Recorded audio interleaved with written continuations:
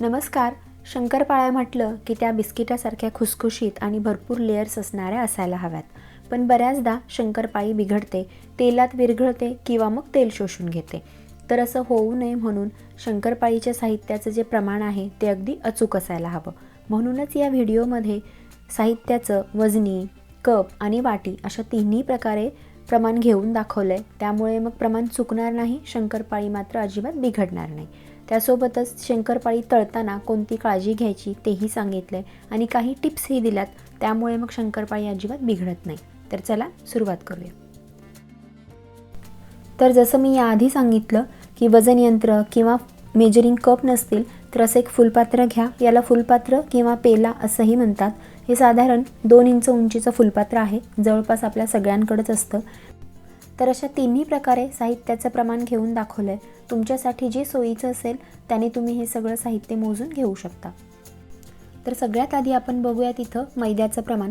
तर इथं आपण वजनी आणि कप असं दोन्ही प्रमाण एकत्रच बघतोय.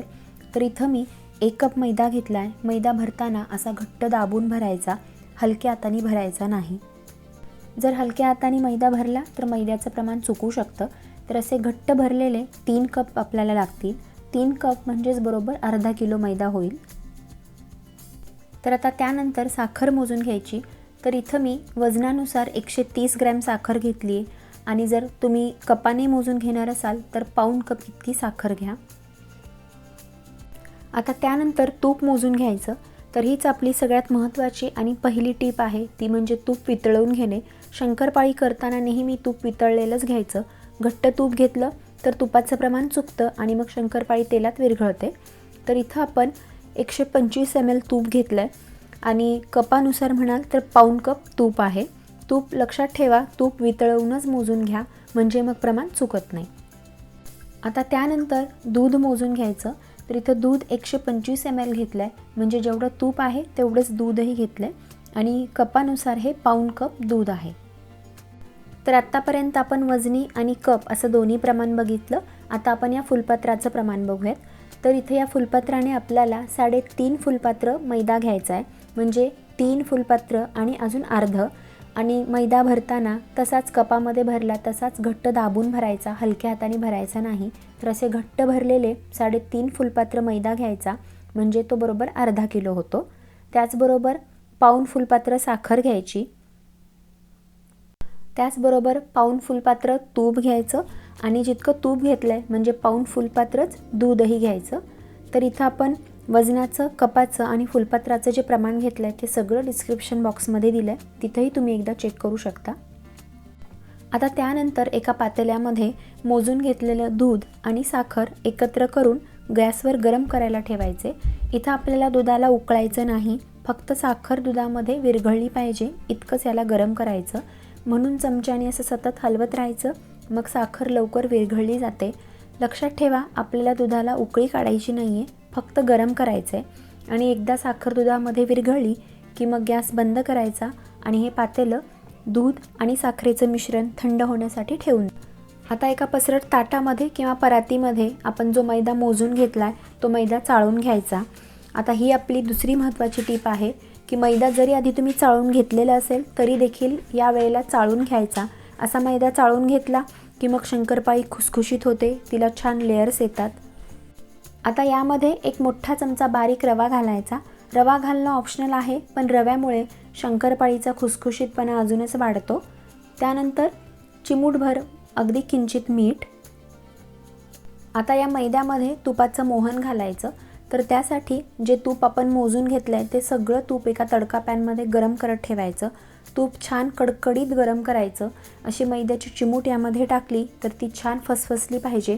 असं छान कडकडीत मोहन जर मैद्याला बसलं तर मग शंकरपाळीला लेयर्स छान येतात, छान खुसखुशीत शंकरपाळी तयार होते. आता मोहन घालण्यापूर्वी मैदा असा थोडासा पसरून घ्यायचा म्हणजे सगळ्या मैद्याला एकसारखं मोहन लागलं जातं.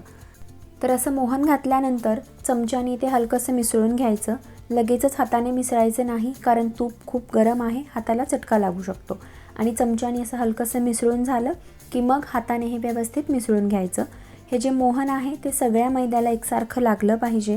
त्यासाठी तुम्ही एका हाताने मिसळून घ्या किंवा दोन्ही हाताने मैदा असा चोळून याला व्यवस्थित लावून घेतलं तरीही चालेल. आणि मोहन व्यवस्थित लागलं की नाही हे बघण्यासाठी या मैद्याचा छोटासा गोळा घ्यायचा, तो असा लाडू वळल्यासारखा वळला पाहिजे, त्याचा असा मुटका झाला पाहिजे, याला छान बाइंडिंग आलं की समजायचं की मोहन व्यवस्थित बसला आहे म्हणून. तर इथं आपलं दूध आणि साखरेचं जे मिश्रण आहे तेही पूर्णपणे थंड झालं आहे. थंड म्हणजे रूम टेम्परेचरला असायला हवं, कोमट वगैरे नको. आता यामध्ये अर्धा चमचा वेलची पावडर घालायची. हे गरम असताना वेलची पावडर घातली नाही कारण तिचा स्वाद उडून जाऊ शकतो म्हणून. आता हे असं थंड झालेलं जे दूध साखरेचं मिश्रण आहे ते आपल्याला या पिठामध्ये घालायचं आहे.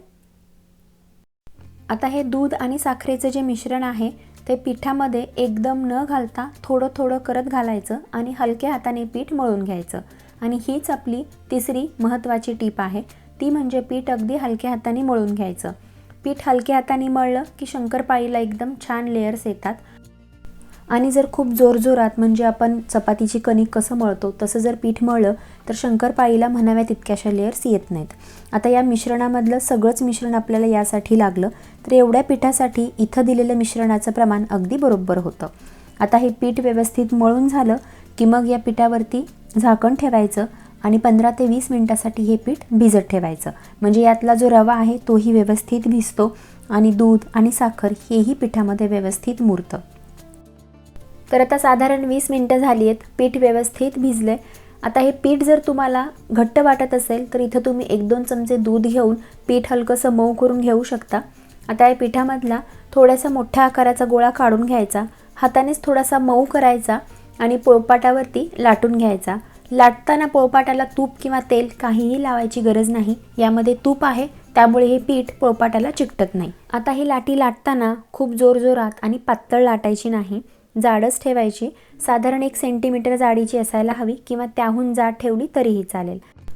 आणि हे लाटताना कडेला अशा चिरा जातात, तर चाकूने हा कडेचा भाग असा काढून टाकायचा आणि त्यानंतर हव्या त्या आकारामध्ये म्हणजे कापणीच्या किंवा चौकोनी आकारामध्ये शंकरपाळ्या कट करून घ्यायच्या. तर इथं मी चौकोनी आकारामध्ये शंकरपाळ्या कापून घेते. तर आता अशाच पद्धतीने बाकीच्या सगळ्या पिठाच्या शंकरपाळ्या करून घेऊ शकता किंवा मग एका लाटीच्या शंकरपाळ्या करून लगेचच तळून घ्या, मग नंतर पुढची लाटी लाटून घ्या. आता शंकरपाळ्या तळण्यासाठी एका कढईमध्ये तेल गरम करत ठेवलं आहे आणि हे तेल मध्यम गरम असायला हवं आणि हीच आपली 4थ्या नंबरची टीप आहे. तेल मध्यम गरम असायला हवं हे ओळखायचं कसं, तर पिठाची एक गोळी तेलामध्ये सोडायची. पिठाला बुडबुडे येऊन ते हळूहळू वर यायला हवं. पीठ लगेचच वर यायला नको. पीठ असं हळूहळू वर आलं की समजायचं शंकरपाळी तळण्यासाठी तेल हे योग्य गरम आहे. तर अशा मध्यम गरम तेलामध्येच शंकरपाळ्या तळून घ्यायच्या. तर इथं आपली टीप नंबर 5 आहे, ती म्हणजे खूप जास्त शंकरपाळ्या एका वेळेला तळायच्या नाहीत. म्हणजे कढईमध्ये गच्च भरून शंकरपाळ्या सोडायच्या नाहीत. जर अशा जास्त शंकरपाळ्या एका वेळेला तेलामध्ये सोडल्या तर तेलाचं तापमान कमी होतं आणि शंकरपाळी तेलात विरघळते. जर कढई लहान असेल तर एका वेळेला झाऱ्यामध्ये मावतील एवढ्याच शंकरपाळ्या एका वेळेला तळून घ्यायच्या. तर आता आपली टीप नंबर 5, शंकरपाळ्या तेलामध्ये सोडल्यानंतर 1 मिनिटभर शंकरपाळ्यांना अजिबात झाऱ्या लावायचा नाही. 1 मिनिटामध्ये शंकरपाळ्या तेलामध्ये व्यवस्थित सेट होतात, त्यांना छान लेयर्सही येतात. मग 1 मिनिट झाल्यानंतर झाऱ्याने हळुवारपणे शंकरपाळ्यांना असं हलवून बाजू बदलून घ्यायची. म्हणजे मग एकाच बाजूने जास्त गडद रंगावर शंकरपाळ्या तळल्या जात नाहीत. आणि त्यानंतर हलकासा असा बदामीसर रंग आला की मग झाऱ्याने शंकरपाळ्यांना तेलामध्ये असं सतत हलवत राहायचं. त्यामुळे मग शंकरपाळ्या सगळ्या बाजूनी एकसारख्या रंगावर तळल्या जातात. शंकरपाळ्या तळताना गॅस मध्यमच ठेवायचा, कुठेही वाढवायचा नाही. गॅस वाढवला तर शंकरपाळ्या बाहेरून तळल्या जातील पण आतून कच्च्या राहतील आणि मग त्यानंतर मऊ पडतात. साधारण 1-2 मिनिटामध्ये शंकरपाळ्या व्यवस्थित तळल्या जातात. तर असा बदामीसर रंग शंकरपाळ्यांना आला की मग या शंकरपाळ्या काढून घ्यायच्या. खूप जास्त गडद रंग येईपर्यंत तळायच्या नाहीत, कारण शंकरपाळ्यांची कुकिंग प्रोसेस तेलातून बाहेर काढल्यानंतरही काही काळ चालूच असते. आता या शंकरपाळ्या तेलातून बाहेर काढूयात आणि तुम्ही बघू शकता या शंकरपाळ्यांना किती छान लेयर्स आलेत. सगळ्या बाजूने एकसारख्या तळल्या गेल्यात, तेलामध्ये कुठेही विरघळल्या नाहीत, कारण इथं जे आपण तुपाचं प्रमाण घेतलं आहे ते अगदी बरोबर झालं आहे. तर आता अशाच पद्धतीने अजून एक बॅच तळून घेऊयात. तर इथं व्हिडिओमध्ये सांगितल्याप्रमाणे जर तुपाचं अगदी अचूक प्रमाण घेतलं आणि तळताना तेल हे योग्य गरम असेल तर शंकरपाळी तेलात अजिबात विरघळत नाही किंवा तेलही शोषून घेत नाही. तर इथं आपली दुसरी बॅचसुद्धा तळून झाली आहे. शंकरपाळीला छान लेयर्स आलेत. शंकरपाळी तेलात अजिबात विरघळली नाही किंवा तेलही शोषून घेतलं नाही. आता अशाच पद्धतीने बाकीच्या सगळ्या शंकरपाळ्या तळून घ्यायच्या. तर या व्हिडिओमध्ये सांगितलेल्या सगळ्या टिप्स व्यवस्थित फॉलो करा, म्हणजे शंकरपाळी अजिबात बिघडणार नाही. तर नक्की करून बघा. केल्यानंतर कमेंट करून कळवा आणि स्वादविश्व चॅनलला लाईक, शेअर आणि सबस्क्राईबही करा. परत भेटूया अशाच एका रेसिपीसोबत. तोपर्यंत धन्यवाद.